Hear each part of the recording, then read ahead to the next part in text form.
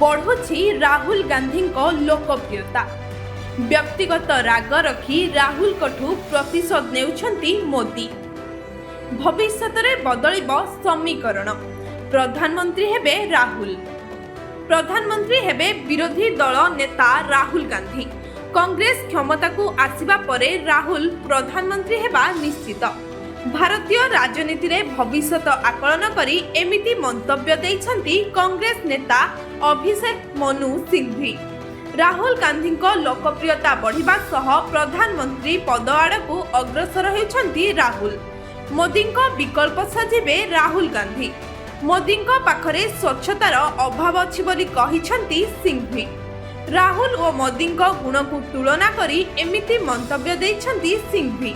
राहुल का प्रति देशवासी मन परिवर्तन होइछि। अतीत रे ट्रोल सत्वे वर्तमान तांकर प्रकृत आभिमुख्य पाई वर्तमान एक नूतन धारा सृष्टि होइछि। देशर ध्यान को विभ्रांत करिबा पाई मोदी विभिन्न समय रे ईडी रो सहारा नेउछंती।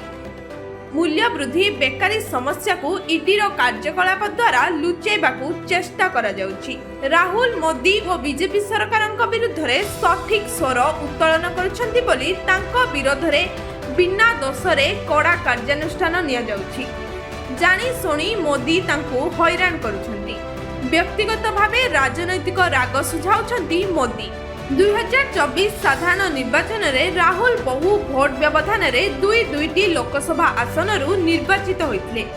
उभय रायबरेली और वायनाड आसन जीति निजर लोकप्रियता को स्पष्ट करथिले राहुल। किंतु सांविधानिक नियम अनुसार वायनाड आसन इस्तीफा देथिले राहुल। रायबरेली निज परिवार पारंपरिक आसन होइतिबारु सेहिठारु प्रतिनिधित्व करुछंती राहुल। से एबे लोकसभार विरोधी दलर नेता अछंती। तेबे धीरे धीरे राजनीति रे सक्रिय हेउतबा राहुल आगामी दिन में प्रधानमंत्री हेबारे सफल हेबे कि नाही ताहा भविष्यत रे स्पष्ट हेबो।